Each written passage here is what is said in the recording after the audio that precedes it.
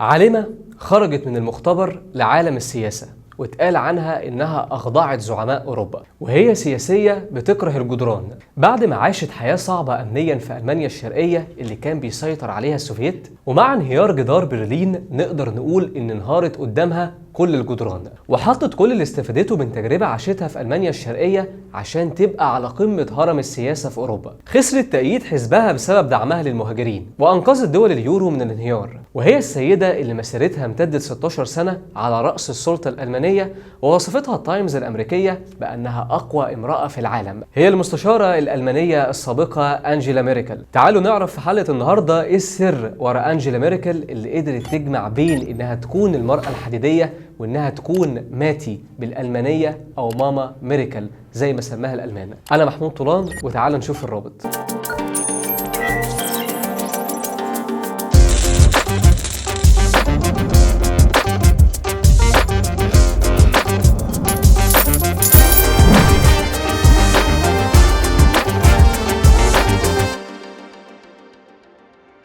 طبيعي أي سياسي عايز يترشح للحكم بيكون ليه برنامج الناس بتلتف حواليه وبيأيدوه من خلاله، لكن سنة 2013 ودي بداية الفترة الثالثة لحكم ميركل اعتمدت في حملتها على توصيل رسالة بتشبيكة إيد سحرية اتسمت بماسة ميركل، وده من خلال بوستر ضخم جدا اتحط قدام محطة برلين الرئيسية مكون من 2000 صورة بيشكلوا تشبيكة إيد ميركل وجنبه عبارة مستقبل ألمانيا في إيد أمينة. وبالفعل وقف الألمان ورا ميركل في مسيرة قيادتها لألمانيا، ودعم كبير لقيته من الشعب الألماني في حملتها الانتخابية ومعظم مدة حكمها. في 17 يوليو سنة 1954 اتولدت أنجيلا لأب كان قس، وبعد الحرب العالمية الثانية لما اتقسمت ألمانيا لألمانيا الغربية برعاية أمريكية وألمانيا الشرقية برعاية السوفييت، والدها اختار إنه ينتقل لألمانيا الشيوعية الشرقية عشان رسالته هيأديها هناك. لكن الحياة اللي عاشتها ميركل تحت حكم أمني مشدد كانت كفيلة تأثر في شخصيتها بشكل كبير جدا، وخصوصا إن والدها كان قس في دولة شيوعية، واحنا بنتكلم على نشأة في دولة خارجة خسرانة من الحرب العالمية الثانية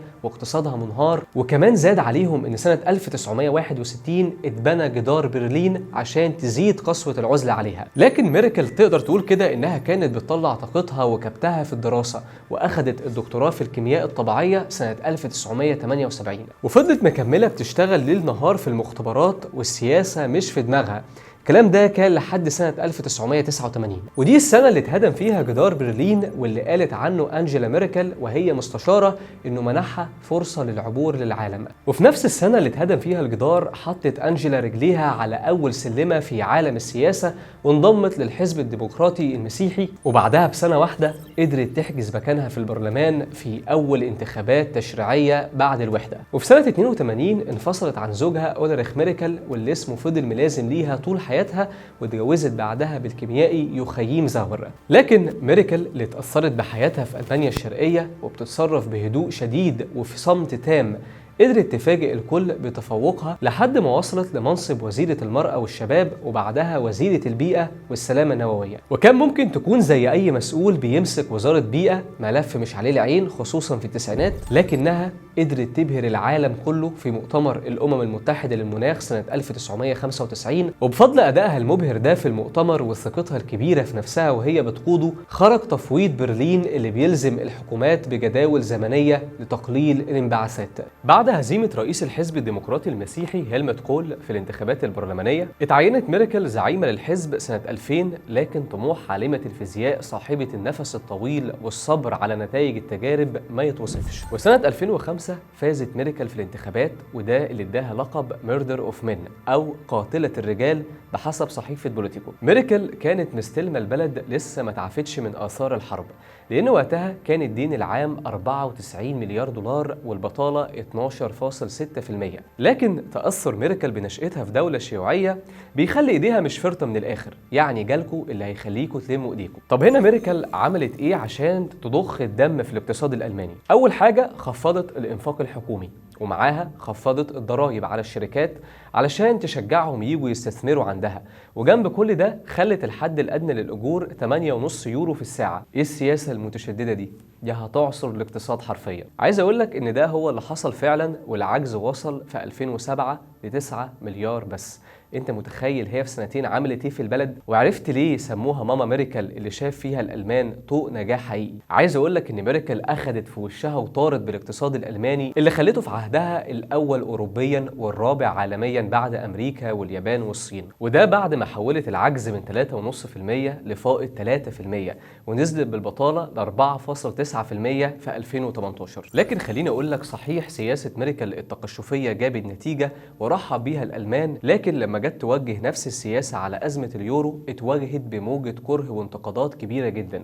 وخليني اقول لك ببساطه ايه اللي حصل. منطقه اليورو دي بتتكون من غالبيه دول اوروبا اللي بيتعاملوا بعمله اليورو من سنه 99، وبعد الازمه الماليه العالميه سنه 2008 الدول دي كانوا بيستلفوا عشان يسدوا العجز اللي عندهم لحد ما تراكمت على راسهم الديون سنه 2009. طبعا احنا هنا بنتكلم عن دول ما قدرتش تواجه الازمه الماليه دي، مش زي المانيا اللي كانت في عز الازمه صامده وخزنتها مليانه فلوس، عشان كده جريوا على ميركل عشان تلحقهم.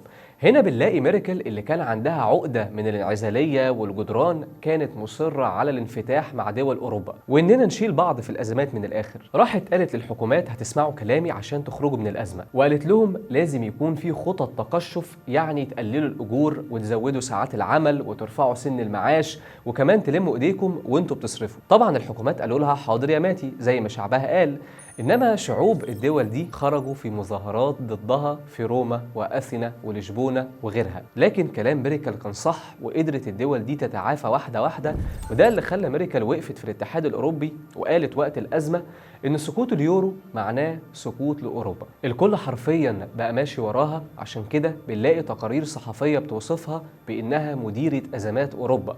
وقت أزمة كورونا مش بس حاولت تخرج منها بأقل الخسائر مقارنة بدول أوروبا، بل إن الصحافة أكدت إنها تفوقت في إدارة الأزمة. خلينا نبصم بالعشرة إن قرارات ميركل الجريئة دايما بتطلعها كسبانة في الآخر سواء جوه بلدها أو بره، وعشان كده جرأتها دي خلتها تتحدى كل المعارضين ليها وتلغي التجنيد الإجباري سنة 2011، وده عشان تحول الجيش الألماني لجيش احترافي بيتكون من 170 ألف جندي بدل من 250 ألف. وراحت بجرأتها أعلنت إنها هتقفل كل المحطات النووية في ألمانيا بحلول عام 2022، وراحت قفلت 8 مفاعلات نووية بشكل نهائي، وده كان بعد كارثة المفاعل النووي فوكوشيما الياباني سنة 2011، واللي حصل وقتها إن المفاعلات سخنت بشكل خطير وحصلت انفجارات وتسريبات إشعاعية. ميركل كانت شايفة إن ده هيخلي ألمانيا تدور على بدايل، وده اللي حصل فعلا في 2017 لما وصل اعتماد ألمانيا على الرياح والطاقة الشمسية والمية ل 85% من إجمالي الطاقة اللي البلد بتعتمد عليها.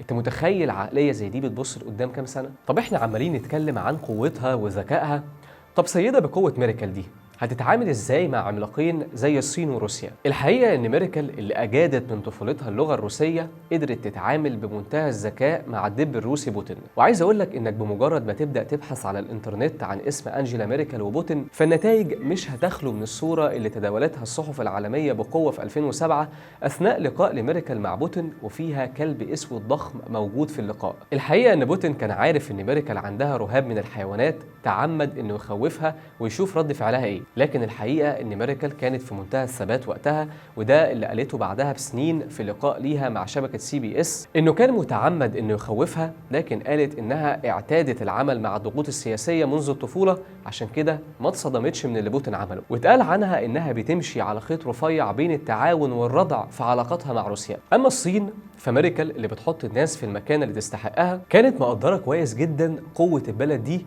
وده اللي خلاها كانت بتتعامل مع الصين لكن من منطق قوه برضه. فرغم وجود خلافات في حقوق الانسان والسياسات الاقتصاديه، الا انها كانت بتركز على تقويه التعاون الاقتصادي، وده اللي خلاها في اكتوبر 2021 تقف تقول في كلمه قالتها بعد تكريمها بجائزه كارلوس الخامس في اسبانيا ان اوروبا يمكنها التعامل مع صعود الصين اذا تحدثت بصوت واحد.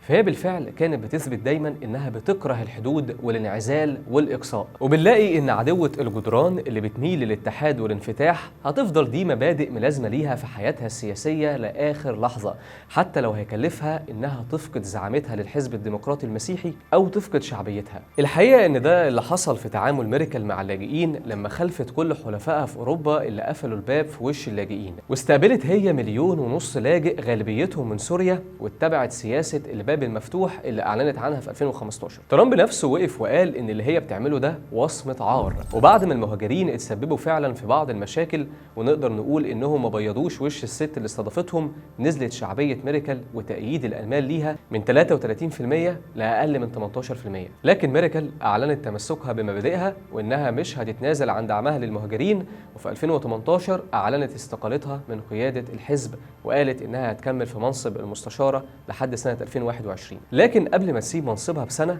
تحديدا في 2020، احتفظت في السنة دي بصدارة قائمة فوربس لأقوى 100 امرأة في العالم للمرة العاشرة. ميركل هي الحاكمة اللي خلت ألمانيا تتسيد أوروبا من غير رصاصة واحدة، كانت مرجعية لقادة أوروبا وملاذهم الآمن. وكاسنجر عراب السياسة الأمريكية قال: تعرفوا رقم هاتف أوروبا؟ من الواضح إن هو رقم هاتف أنجيلا ميركل. وبعد أكتر من 30 سنة من الانخراط في عالم السياسة، أنجيلا ميركل اختارت الحرية عنوان لمذكراتها الشاهدة على عصر مليان بالتحديات. وبعد ما أنجيلا ميركل اللي كان بيميزها الهدوء والتخطيط سابت المشهد، العالم بقى ساحة مليانة قرارات يومية سريعة وأوامر تنفيذية بتتحكم في مصير دول وشعوب. فهل شايف إن نموذج ميركل ممكن يتكرر، ولا هو نموذج مش هيتكرر بعد ما أرهقت التاريخ بالكتابة عنها؟